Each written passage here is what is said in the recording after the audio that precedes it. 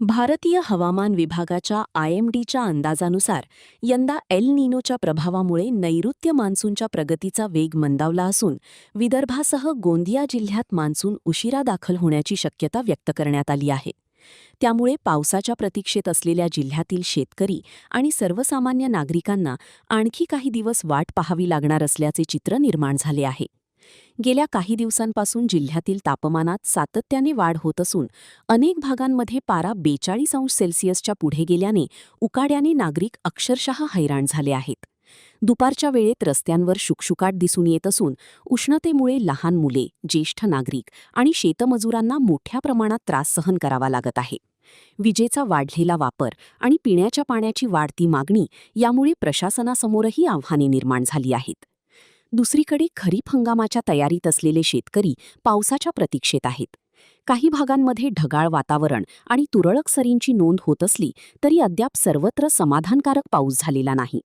त्यामुळे घाईघाईने पेरणी केल्यास बियाणे वाया जाण्याची तसेच दुबार पेरणीची वेळ येण्याची शक्यता कृषीतज्ज्ञांनी व्यक्त केली आहे.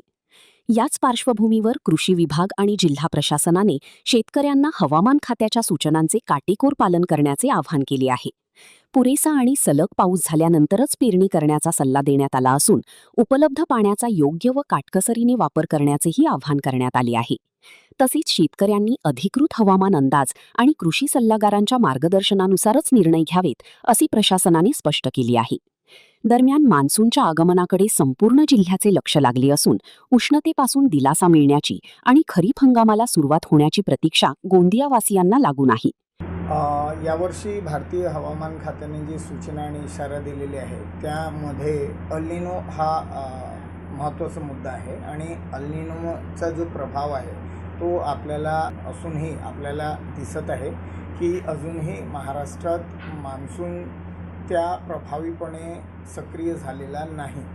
आणि आज रोजी जर आपण गोंदिया जिल्ह्याचा विचार केला तर निश्चितच आपल्या जिल्ह्यामध्ये मागील 3 दिवसापूर्वी जो पाऊस आलेला होता त्यामुळे जी आपल्याकडे उष्णता आहे ते थोडंफार प्रमाणात कमी झालेली आहे, परंतु उम्मस जी आर्द्रता आपण म्हणतो ह्युमिडिटी ती वाढलेली आहे.